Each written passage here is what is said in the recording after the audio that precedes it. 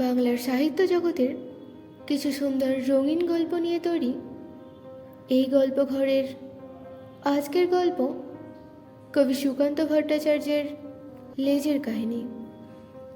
গল্পটি রচিত হয় 1948 সালে। এটি মরণোত্তরে প্রকাশিত হলেও লেজের কাহিনীর মতো গল্পসহ তার সম্পূর্ণ রচনা সম্মিলিত সুকান্ত সমাগম প্রথম 1967 সালে কলকাতার সারস্বত লাইব্রেরি দ্বারা প্রকাশিত হয়েছিল। তো কথা না বাড়িয়ে গল্পটি শুরু করি।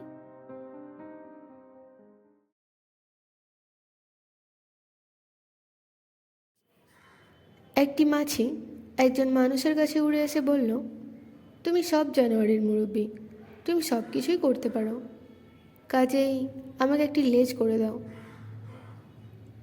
মানুষটি বললে, কি দরকার তোমার লেজের? মাছিটি বললে, আমি কি জন্য লেজ চাইছি? যে জন্য সব জানোয়ারের লেজ আছে, সুন্দর হওয়ার জন্য।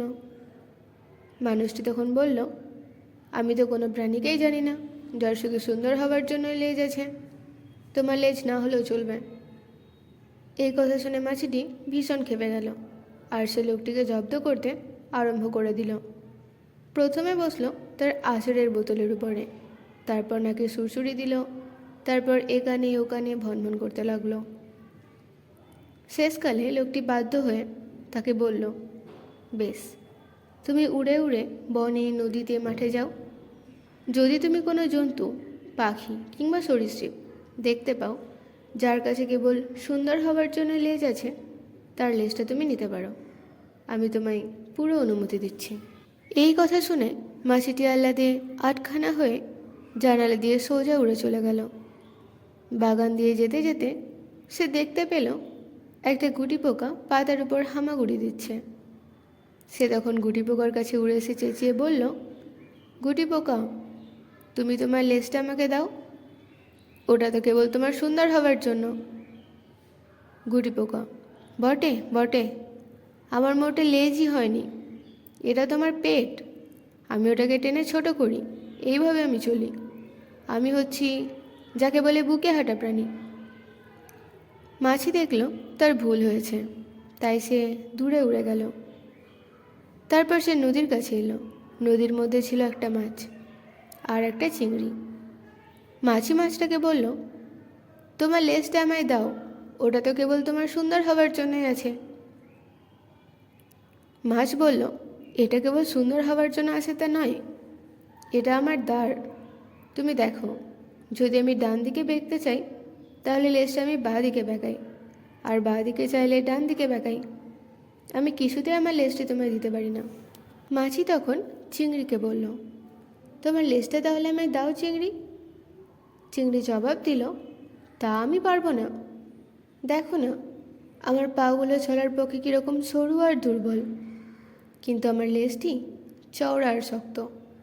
যখন আমি জলের মধ্যে এটা নাড়ি তখনই আমায় ঠেলে নিয়ে চলে, নাড়ি চাড়ি আর যেখানে খুশি সাঁতার কেটে বেড়াই, আমার লেজও দাঁড়ের মতো কাজ করে।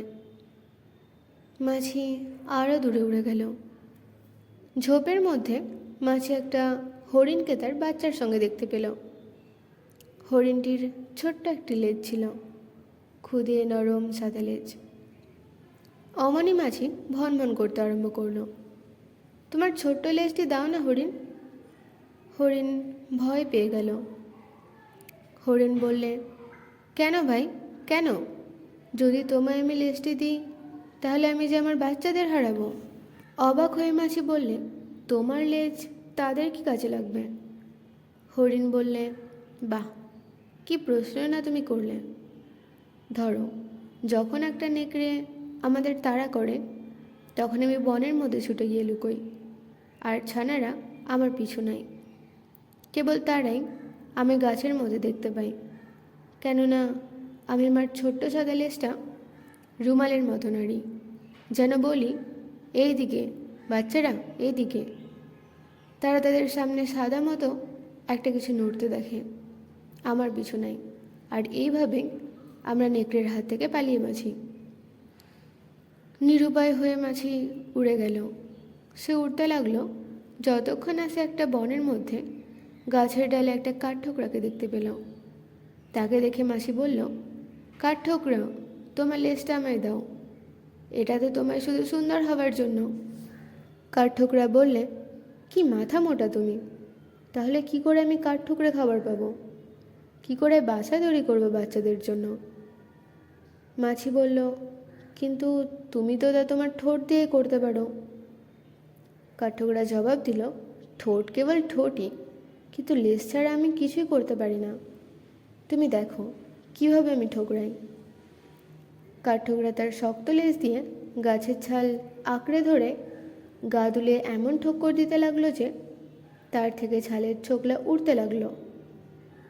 মাঝে এটা না মেনে পারল না যে কাঠঠোকরা যখন ঠোকরায় তখন সে লেজের উপর বসে। এটা ছাড়া সে কিছুই করতে পারবে না। এটা তার ঠেকনার কাজ করে। মাছি আর কোথাও উড়ে গেল না। মাছি দেখতে পেল সব প্রাণীর লেজই কাজের জন্য। বেদরকারি লেজ কোথাও নেই, বনেও না, নদীতেও না। সে মনে মনে ভাবল, বাড়ি ফিরে যাওয়া ছাড়া আর কিছুই করবার নেই। আমি লোকটাকে সোজা করবই, যতক্ষণ না সে আমায় লেজ করে দেয় আমি তাকে কষ্ট দেব। মানুষটি জানালায় বসে বাগান দেখছিল। মাঝি তার নাকে এসে বসল। লোকটি নাক ঝাড়া দিল, কিন্তু ততক্ষণে সে তার কপালে গিয়ে বসে পড়েছে।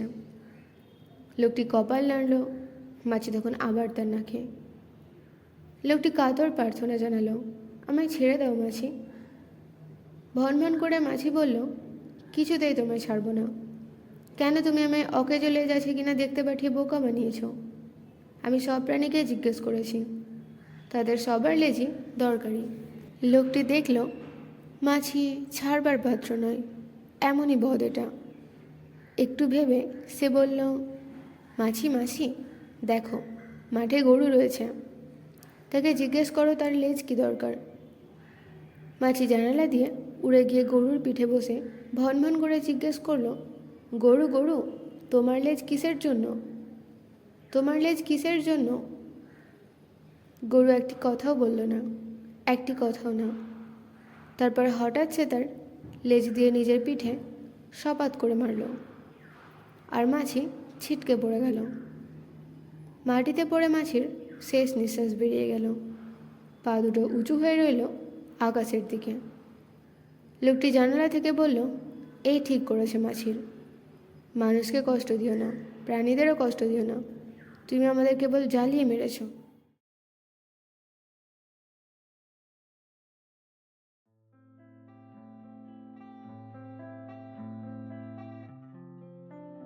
গল্পটি ভালো লেগে থাকলে একটি লাইক ও কমেন্ট করতে ভুলবেন না। আর আরও এরকম গল্প শুনতে চাইলে subscribe to my YouTube channel. চলে আসবো তাড়াতাড়ি আবার নতুন রঙিন গল্প নিয়ে। ততদিন আপনারা সাবধানে থাকুন। তারা